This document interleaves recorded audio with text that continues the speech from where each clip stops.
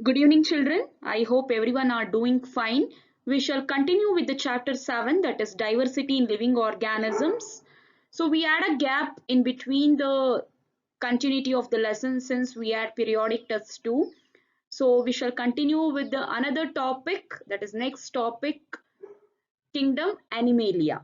So let us begin with the class.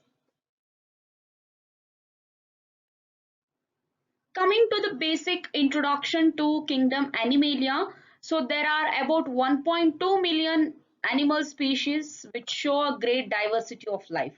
So we see various variety of animals, right?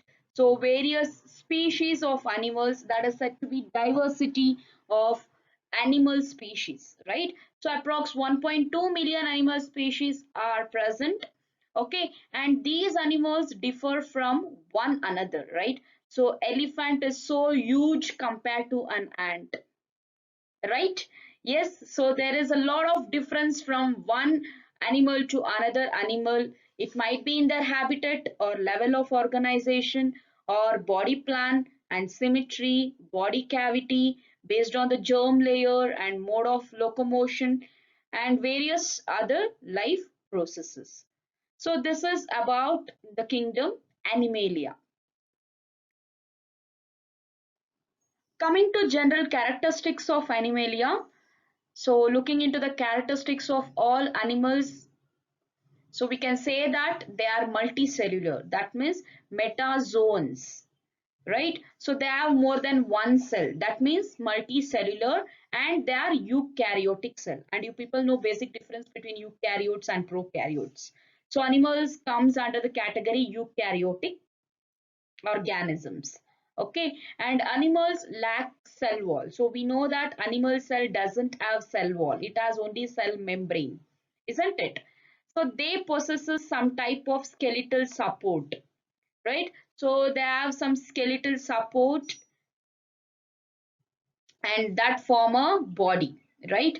And they exhibit level of organization like cell tissue, organ and organ system. So they have cell and they have a group of cell called tissue, and the group of tissue forms an organ, and a group of organ forms an organ system, right? So they exhibit level of organization, and reproduction is a type of sexual or uh, asexual means. Okay, so they even undergo sexual method of reproduction, also asexual method of reproduction, and they are capable of locomotion. You can see in a small video clip a zebra is running. That means they are capable of locomotion. Okay, that means they can move from one place to another place. They have a movement, right? And they possess a nervous system. Yes, they have a nervous system. Coming to kingdom Animalia, organisms are further classified based on the differences in their body type and design. So that is three types. One is germ layer, second is body cavity, and third is body symmetry. So let us study one by one.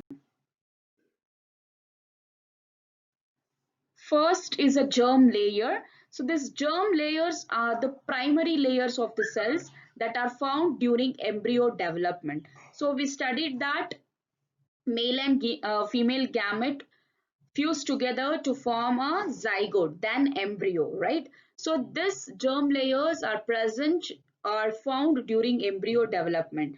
So gradually when the embryo develops, so these germ layers can be found in that development of embryo, and all the organs and tissues of an organism, they develop from them. So from embryo itself, further division takes place for the development of organs, tissues, okay? And animals have either two germs, so they have two germ layers, or it might be three germ layers. So based on this, animals can be divided as diploblastic and triploblastic. You can see in the picture, diploblastic means two layers and triploblastic means three layers.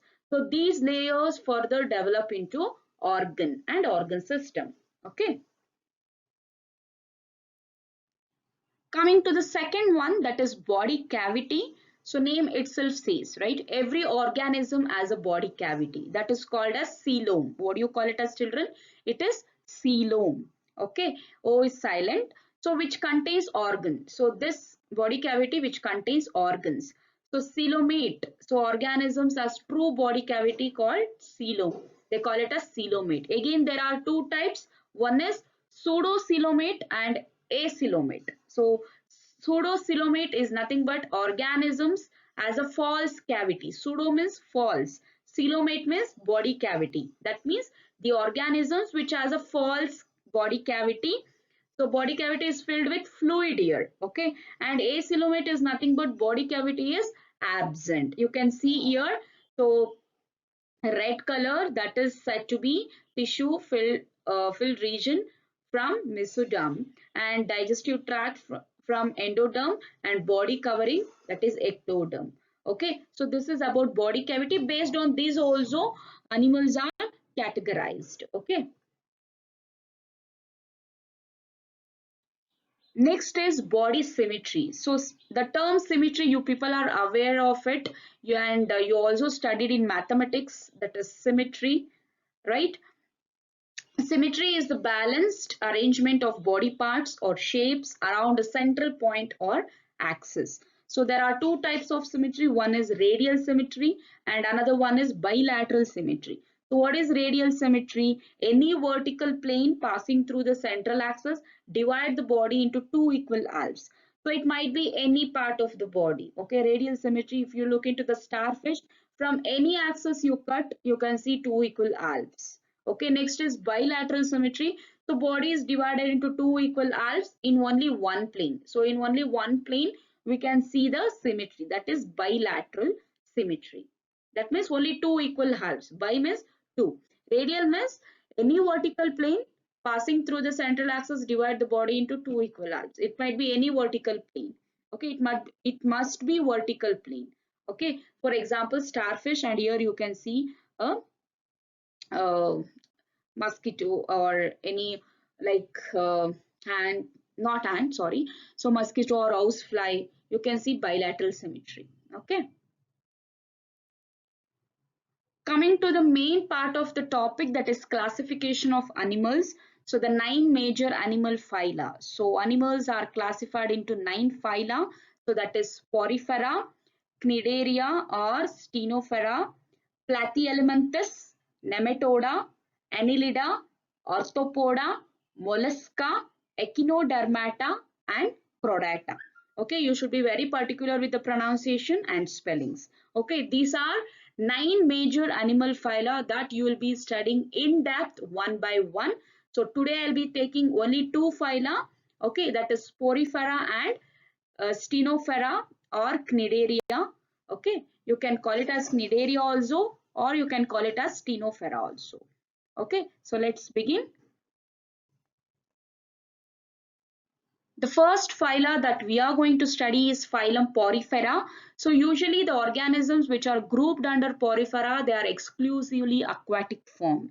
Okay, and the structures are like this. You can notice in the pictures, vase-like structure and sac-like, and it is sometimes branched or rounded also.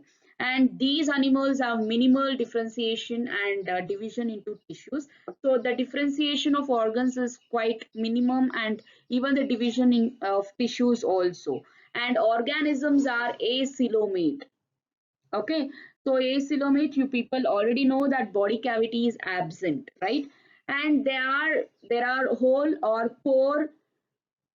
pores all over the body which lead to canal system. So they have a pores on their body, like for example cycon, it has a pores on its body. It acts like a canal system. It allows the substance inside and let out the waste outside. Okay, and body is covered with hard skeleton which consists of spicules, which is made up of calcium carbonate and silica or spongin fibers. So these spongin fibers are made up of protein. So here are the examples you can see, Euplectylia, Cycon, Spongilla. These are the examples of phylum Porifera. Next phyla that we are going to study is about phylum Coelenterata or Cnidaria. Okay, so the organisms which grouped under Coelenterata belongs to aquatic form, and the symmetry, if you look into the symmetry, they are radial symmetry. Okay, so any vertical plane if you cut, they split up into two equal halves. That means it is radial symmetry, right? And with tissue level of organization, they have a very good tissue level of organization, and body tube like. So body is kind of tube like, and with single opening. You can see only single opening, and they have a tentacles helps in defense and capturing food.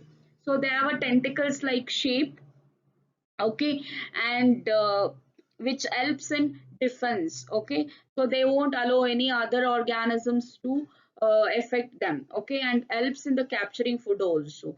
They have a single opening where they can consume the food, and also the waste is removed in the same path, okay. That means they have only one opening, and special stinging cells called as cnidoblasts are present. So they have a stinging cells called as cnidoblasts. So children, I hope everyone had followed today's concept. So about animal kingdom or kingdom Animalia. So we shall continue with so totally we have 9 phylums. So I've did with 2. So rest 7 phylum we will study it in the next class. Okay. See you all. Have a good day.